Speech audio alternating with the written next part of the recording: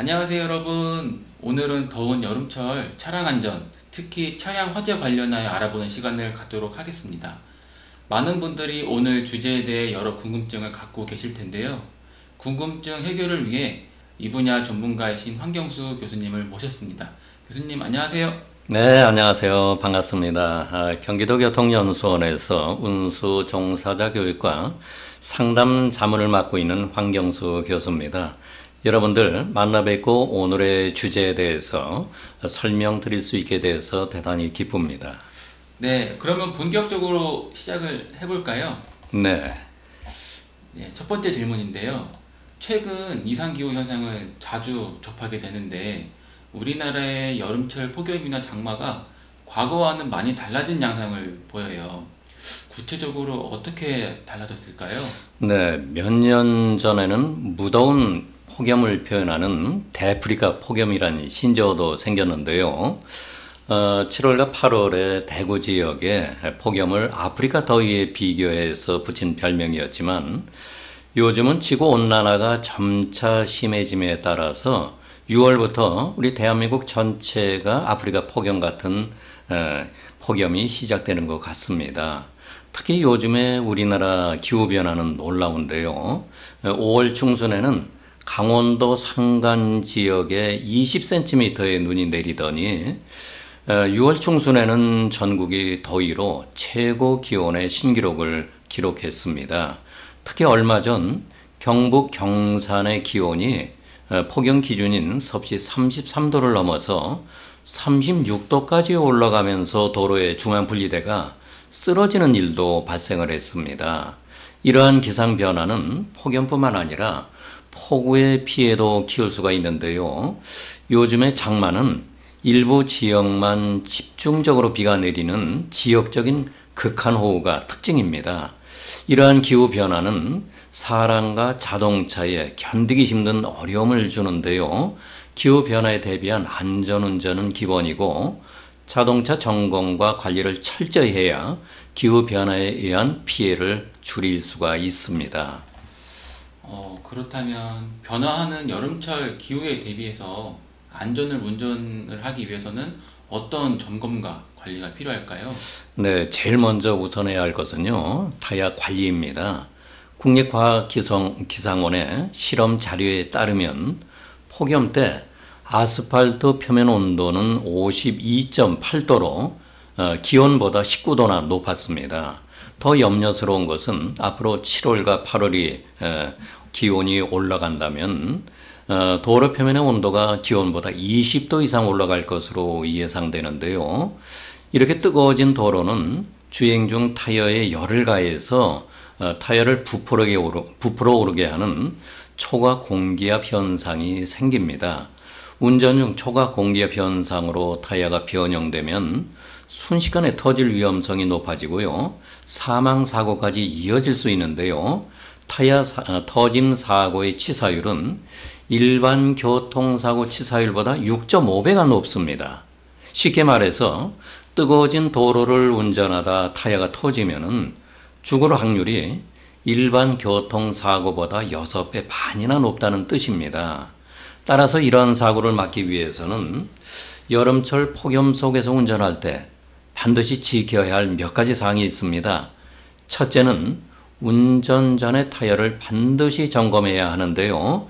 타이어 점검은요, 타이어 홈의 깊이가 1.6mm 이하로 되었거나 또는 생산한 지 5년이 지난 낡은 타이어는 교체해야 합니다.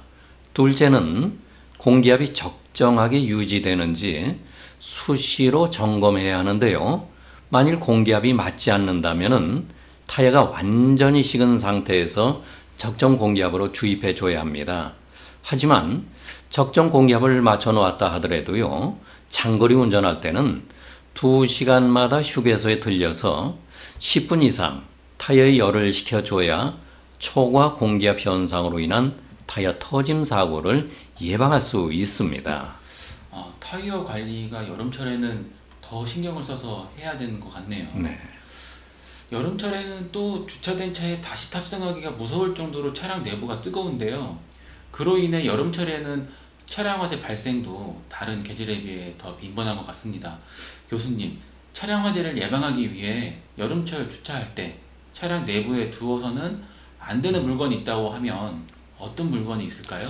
네, 한국교통안전공단의 실험에 의하면요, 기온이 섭씨 35도에서 창문을 모두 닫고 햇볕에 주차해 놓은 자동차 실내 대시보드 온도는 섭씨 92도까지 올라갔습니다. 또 실험을 시작한 지 1시간 만에 대시보드 위에 있던 일회용 라이터가 폭발했고요. 1시간 20분이 경과하자 대시보드 위에 있던 탄산음료 캔이 폭발했습니다. 불이 날 위험이 높다는 것인데요. 특히 운전자분들이 여름에 실수하기 쉬운 위험이 있습니다. 차를 운전하다 휴게소나 목적지에 도착하면 무심결에 안경을 대시보드 위에 벗어놓을 때가 있는데요.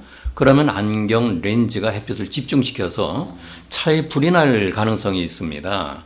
실제로도요, 몇 년 전에 식당에 식자재를 납품하던 화물차 운전자분이 안경을 벗어놓았다가 이것으로 인해 차가 전소되면서 주변 차량까지 불길에 휩싸였던 안타까운 사고도 있었습니다.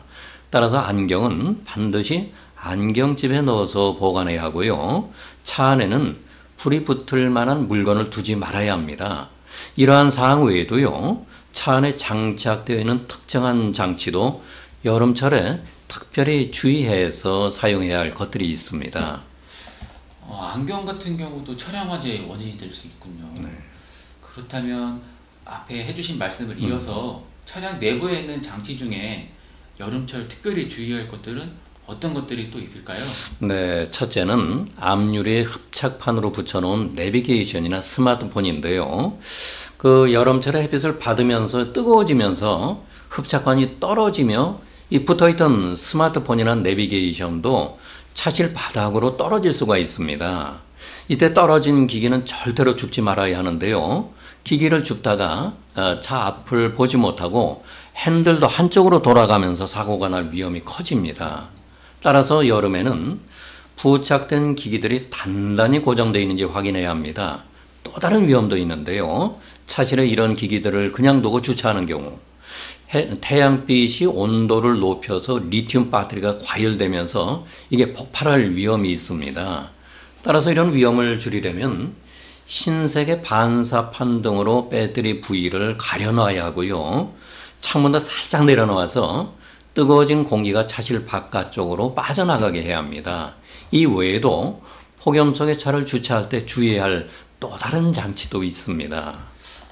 휴대전화, 내비게이션 꼭 한번 확인해 봐야겠습니다. 그렇다면 요즘 거의 대부분의 차량에 블랙박스가 설치되어 있는데 블랙박스는 어떤가요?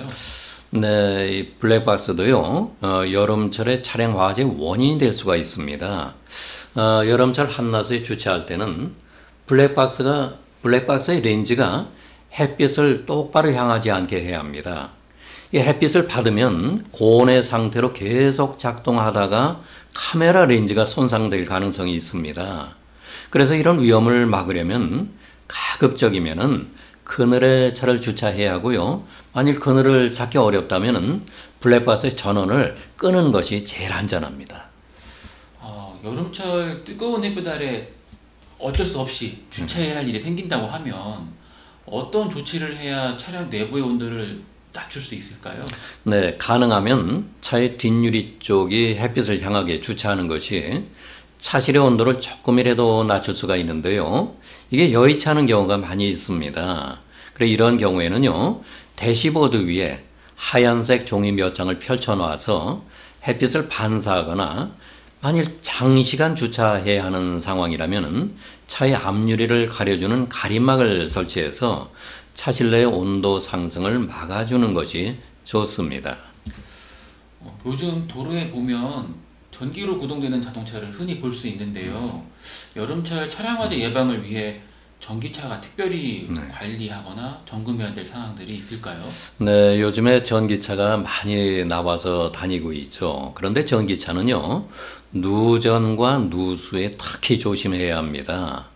여기서 누전이란 에어컨을 틀면은 나오는 응축수가 있습니다. 이게 차량 바깥쪽으로 배출하게 되는데요. 근데 어떤 원인에 의해서 이 배출구가 막히는 경우에 응축수가 차실 내부에서 흐르면서 전자장치나 전기장치에 치명적인 영향을 줄 수가 있습니다. 또 하나 조심해야 할 것이 있는데요. 차가 좀 오래되었거나 이게 생산이 좀 잘못해가지고 차에서 누수가 있는 경우도 있습니다. 물이 샌다는 것이죠. 이 역시 전자장치와 전기장치에 치명적인 영향을 주게 되는데요. 이렇게 되면은 주행 중 화재 위험이 상당히 높아집니다. 또한 노면에 포트홀 등에 의한 배터리 부위에 충격을 받았을 때가 있는데요. 배터리 셀이 살짝 금이 가는 경우가 있습니다. 이게 계속 지속되다가 습기가 차면요. 이게 화재 가능성이 상당히 높아집니다. 그래서 충격을 받은 경우라든지 어떤 경미한 사고라도 충격의 사고가 있었다면은 반드시 정비업체에 들어가셔서 전문 기기를 통한 점검을 받는 것이 대단히 중요합니다. 오늘 좋으신 말씀 많이 주셨는데요. 마지막으로 그럴 일이 생기지 않길 바라지만 혹시나 운행 중 차량 화재가 발생했을 경우에는 운전자는 어떤 조치를 하는 게 가장 좋을까요? 네, 그런 경우 있습니다. 차량 화재가 났을 때 자칫 안전 사항을 모르고 조치를 빨리 못하면요. 심지어는 사망하는 경우도 있습니다. 상당히 안타까운 일인데요. 그래서 일단 이렇게 차에 위험이 생기거나 또는 연기가 주행 중에 보인다면은 일단은 차량을 안전한 곳에 세워줘야 됩니다.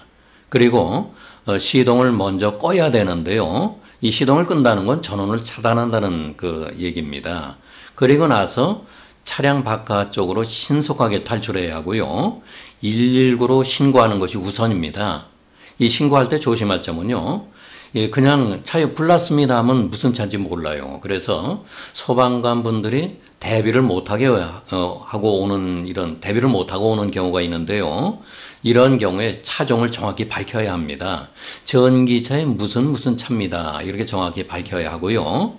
또 현재 위치를 정확히 확인해야게끔 말씀을 해 주셔야 됩니다. 여기 어느 초등학교 앞 어느 교차로 사거리입니다. 그래서 정확한 위치를 알았습니다 하고 확인할 때까지 전화를 끊으면 안 됩니다.